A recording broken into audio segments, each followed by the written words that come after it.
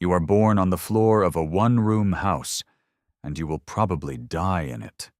The house is timber-framed, the walls packed with wattle and daub, woven sticks plastered with a mixture of mud, straw, and animal dung. The roof is thatch, the floor is packed earth. There is no chimney. Smoke from the central hearth drifts upward through a hole in the roof and through your lungs on the way. Your eyes sting most of the day. You share this room with your parents, your siblings, a few chickens, and a goat that sleeps closer to the fire than you do because the goat is worth more than you are. Not metaphorically. A good milking goat costs 5 shillings. You cost nothing. You came with the land. You are a serf, from the Latin servus, and the word means exactly what it sounds like. You are not a slave. A slave can be bought and sold as a person. You cannot be sold. But you cannot leave either. You are bound to the manor, and when the land changes hands, you change with it, the same way the barn does, the same way the millstone does. You are a feature of the property. The legal distinction between you and a slave is real, but it is the kind of distinction that matters more to lawyers than to the person standing in the field.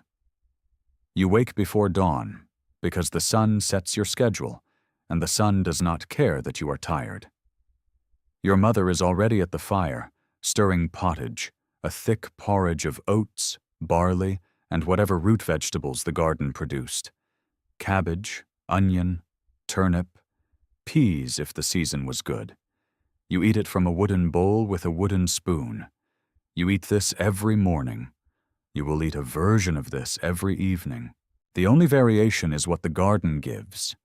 And what the garden gives depends on rain, temperature, soil, and whether the Lord's deer broke through the fence again, which they did last month, and which you are not allowed to do anything about because the deer belong to the Lord, and killing one is a crime punishable by blinding or worse. Bread is the center of your existence. You eat maslin bread, a dense, dark, sour loaf made from a mixture of rye and barley, because wheat is expensive and wheat bread is for the Lord's table. The grain is ground at the Lord's mill, and you pay a fee for the grinding. A portion of the flour stays with the miller who works for the Lord. The bread is baked in the Lord's oven, and you pay a fee for the baking. You are not permitted to own your own mill. You are not permitted to build your own oven. These prohibitions are not incidental. They are the architecture of the system. Every necessity passes through a gate the Lord controls, and every gate has a toll. Your land is not your land. Your family works a strip, roughly 12 acres divided into long, narrow bands scattered across the manor's open fields. You did not choose which strips, they were assigned. Some are good soil, and some are clay, and some flood every spring. This is deliberate. It ensures that no family gets all the best land, and no family gets all the worst. It also ensures that no family ever accumulates enough advantage to become independent. You plow your strips with an ox you share with your neighbor because neither of you can afford to keep one alone. 2 families, 1 ox, 1 wooden plow with an iron-tipped blade that cost more than everything else you own combined. The ox is slow. The plow catches on stones. Your arms ache by mid-morning, and the field is not half finished. But your strips are not where you spend most of your week. 3 days out of every 7, you work the Lord's demesne, the 35 to 40% of the manor's land reserved for the Lord's exclusive use. You plow it, you sow it, you weed it, you harvest it. Everything it produces goes to the Lord, every grain, every turnip, every bushel. You are not paid for this labor. It is the cost of living on the manor. It is the cost of existing, and the demesne is not the end of your obligations. At harvest time, The Lord calls boon-work, extra days of mandatory labor when every able body is required in the fields from dawn until the last light dies. You owe a portion of your own harvest to the Lord as rent. You owe a chicken at Christmas and eggs at Easter. You owe a fee to grind your grain, a fee to bake your bread, a fee if your daughter marries, a fee if she marries a man from another manor, a fee when your father dies and you inherit the strip, because you do not inherit automatically. The Lord must approve the transfer, and approval is not free. You owe a fine if your cow wanders onto the Lord's pasture. You owe a payment to graze your sheep on the common land. You owe labor to repair the manor's roads, the manor's fences, the manor's ditting and ditches. You attend the Lord's court when summoned, and you pay the small fines that the court imposes for infractions you may not have committed but cannot afford to contest because you have no standing in the king's courts. Common law is the law of free men. You are not a free man. The afternoon is identical to the morning. You are in the field. Your back aches in a way that is no longer acute. It has become structural, a permanent curvature that you will carry for the rest of your life. Your hands are cracked. The skin between your thumb and forefinger has thickened into something that no longer feels temperature correctly. You can pick up a hot iron pot from the fire without flinching, not because you are tough, but because the nerve endings in your fingertips died years ago. You are 30 years old, and your body is 50. Meat is rare. You eat it at Christmas, at Easter, and at the rare feast when the Lord provides it, which happens when the Lord wants something, or when a saint's day falls on a day the Lord is feeling generous. The most common meat is salted pork or rabbit. Rabbit only if you have permission to set traps, which requires the Lord's approval, which requires a fee.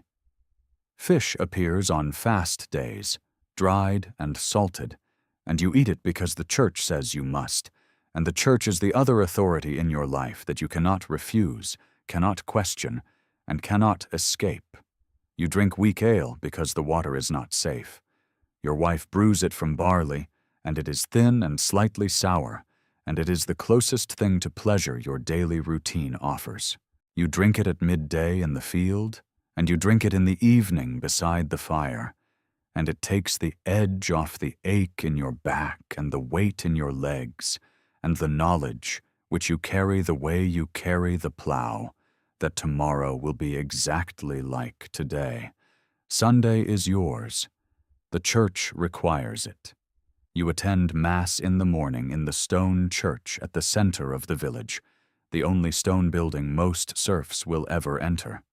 The priest speaks in Latin, which you do not understand. You stand because there are no pews. The service lasts 2 hours. Afterward you rest, you drink ale, you talk with your neighbors. There is sometimes music, a pipe, a drum, singing that is technically forbidden by the local priest, but tolerated because enforcing the prohibition would require effort, and the priest is also tired. This is your life. You were born into it. Your children will be born into it. Your grandchildren will be born into it. The strip of land your family works has been worked by your family for as long as anyone can remember, and it will continue to be worked by your family until the Lord decides otherwise, or until the harvest fails, or until a plague comes through and makes the question irrelevant. You cannot read. You cannot write. You cannot leave the manor without purchasing a license, and purchasing a license requires money you do not have, because every penny you earn passes through a gate with a toll. You know the boundaries of the manor the way you know your own body. Every ditch, every hedgerow, every stream. You have never been more than 10 miles from the place you were born. The king is a rumor. London is a concept. The world beyond the tree line at the edge of the manor's fields is as abstract to you as the Latin the priest speaks on Sunday. And yet, The soil is dark and rich when the plow turns it. The thatch keeps the rain off most nights. The ale is weak, but it is yours. The goat gives milk in the morning and warmth at night. Your children are alive and your wife is alive, and the harvest this year was enough. Not good. Enough. And in a world where enough is the most you can hope for, enough is everything. You lie on the straw in the dark. The fire is low. The chickens are quiet. The goat breathes beside you, slow and steady. Outside, the fields are black under a sky full of stars you will never learn the names of. The Lord is in his manor. The priest is in his rectory. The king is in his castle. And you are here, on the floor of a house you do not own, on land you cannot leave, doing work that will never be finished for a debt that will never be paid. The sun will be up in 5 hours. You close your eyes. You have been closing your eyes in this room for 30 years. The straw smells the same as it did when you were 8. The goat still breathes beside you. Nothing has changed. Nothing will change. This is the life you were born to. Not the life you chose. The life you were given. The way the strip was given. The way the ox was shared. The way the bread was taxed. And tomorrow you will stand up and walk into the field and do it again.